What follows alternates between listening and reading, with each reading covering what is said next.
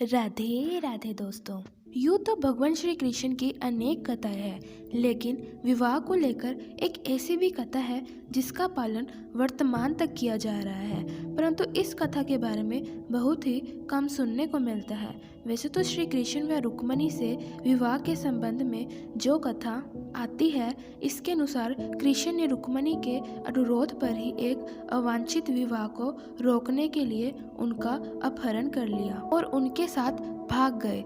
लेकिन इसके बाद रुक्मिणी से विवाह के दौरान एक ऐसी भी कथा आती है जिसके बारे में कम ही सुनने को मिलता है। धर्म के कई जानकारों का कहना है कि जब श्री कृष्ण रुक्मिणी से विवाह रचाने के लिए बारात लेकर द्वारिका से द्वारिका में ही निकले तो भगवान विष्णु के अवतार श्री कृष्ण के विवाह में बाधा उत्पन्न हो गई। कहा जाता है कि श्री कृष्ण रथ पर सवार होकर बारातियों के साथ निकले और कुछ दूर चलने पर उन्होंने देखा कि चूहे जमीन में बड़े बड़े गड्ढे बना रहे हैं और उनका रथ उन गड्ढों में कभी हिचकोले खाता है और कभी फंस जाता है। श्री कृष्ण और बाराती परेशान हो गए। तब श्री कृष्ण ने विघ्नहर्ता श्री गणेश को स्मरण किया तो श्री गणेश तुरंत प्रकट हो गए। श्री कृष्ण ने भगवान गणेश से पूछा, ये क्या हो रहा है? श्री गणेश ने कहा कि आपने जाने अनजाने में मेरी और भूमिपुत्र मंगल देव की उपेक्षा कर दी है। श्री कृष्ण ने आश्चर्यचकित होकर पूछा, वह कैसे?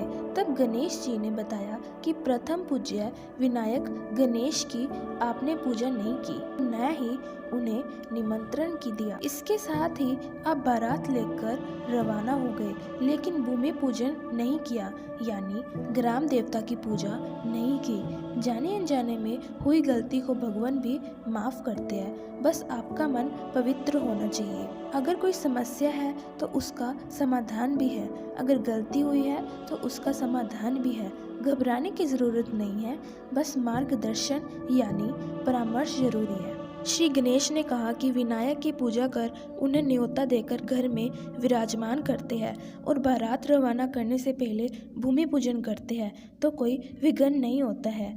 मेरे नाराज हो जाने से मेरी सवारी चूहे ने आपके रास्ते में विघ्न पैदा कर दिया। वही भूमिपुत्र होने के कारण मंगल देव भी आपके द्वारा भूमि पूजन नहीं करने से नाराज है। आपने मुझे स्मरण किया है, इसीलिए मैं अपने चूहों को रोक रहा हूँ, लेकिन हर जातक को विवाह पूर्व मुझे विनायक के रूप में आमंत्रित कर घर में विराजमान करना होगा, तभी विवाह संपन्न होगा।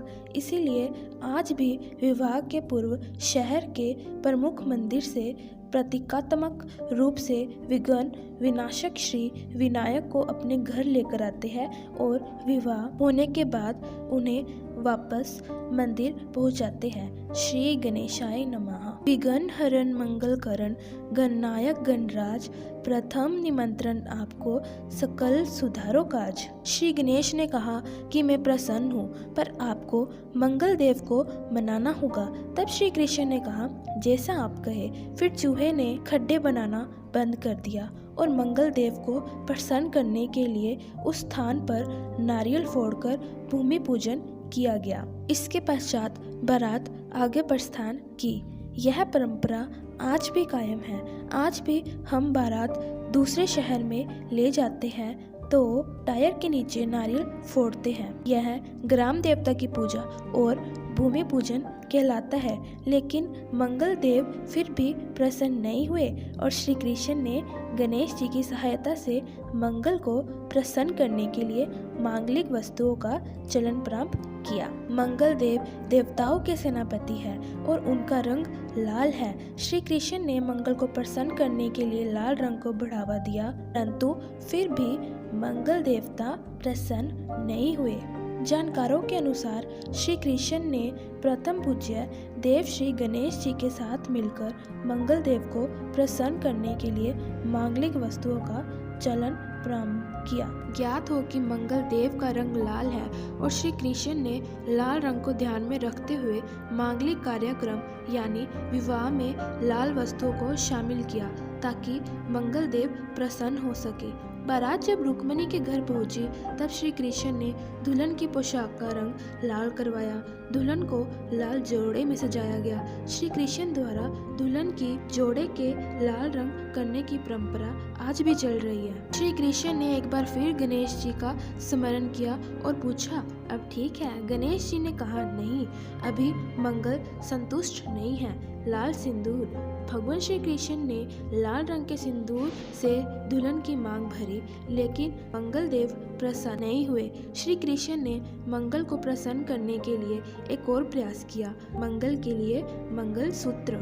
श्री कृष्ण ने श्री गणेश की सहायता से मंगल देव को प्रसन्न करने के लिए अथक प्रयास किए, लेकिन हार नहीं मानी। श्री कृष्ण ने लाल रंग के धागे से कस्तूरी रंग का लॉकेट रुक्मिणी को गले में पहनाया, जिसे हम आज मंगलसूत्र कहते हैं। अब मंगल देव प्रसन्न हुए। श्री कृष्ण ने कहा कि एक भूमि पूजन नहीं करने से मंगल देव इतने रुष्ट हो गए। इस पर श्री गणेश ने कहा कि मंगल देव देवताओं के सेनापति है और इनका वर्ण लाल है, लेकिन भूमि पूजन से ही मंगल देव प्रसन्न हो गए थे। शेष सभी रस्में मैंने ही आपसे पूर्ण करवाई है, ताकि कलयुग में मंगली दोष किसी को हो तो इन रस्मों से राहत मिल सके। आज भी ये परंपराएं युग की युग बनी हुई है। मंगली दोष न होने पर भी विवाह में मंगल वस्तुओं का होना अनिवार्य है। परंतु दोस्तों, यह तो हम सब जानते हैं कि श्री कृष्ण साक्षात भगवान विष्णु का रूप थे। उन्हें तो सब चीज का ज्ञान होता था, भला वह कैसे भगवान श्री गणेश की पूजा करना भूल सकते हैं। इसीलिए अगर मेरी नजरों से देखा जाए तो मुझे यह कहानी सत्य नहीं लगती, परंतु भगवान श्री कृष्ण की लीला तो भगवान श्री कृष्ण ही जान सकते हैं। हो सकता है यह भगवान श्री कृष्ण की ही कोई लीला हो। तो दोस्तों, आज की हमारी यह वीडियो यही समाप्त होती है। अगर आपको यह वीडियो अच्छी लगे तो प्लीज इस वीडियो को लाइक जरूर कीजिएगा और अपने अन्य दोस्तों के साथ भी शेयर कीजिएगा। बेल आइकन को जरूर प्रेस कर दीजिएगा। अगली वीडियो जल्दी अपलोड होगी, तब तक के लिए राधे राधे।